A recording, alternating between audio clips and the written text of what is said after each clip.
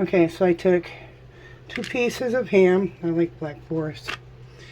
To make it thicker, I'm going to roll this up, put it in my pan, and then we'll pour some gravy over it and put it in the oven. So this is all it is. 2 pieces of ham, some stuffing. Get it in there nice.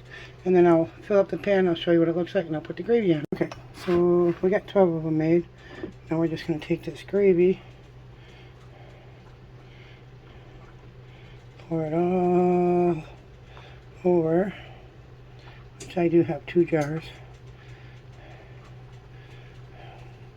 And then I'll pop this in the oven at 350 for about 20 minutes or so. Let's come back and see what it's like. This is what they look like. Now I do got to put some on my plate. Hang on a second. Remember, this is ham with stuffing. This is what my plate looks like. Did put a little bit of gravy up on that there taters. Got a little bit of butter on my broccoli. And a couple of the ham rolls. Let me go to my room and we'll see what it tastes like. Alrighty.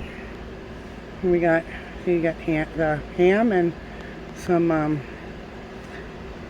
stuffing in there.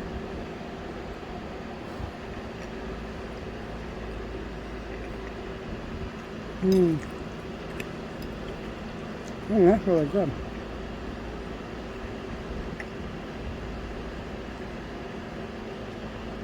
I'll try some taters just because.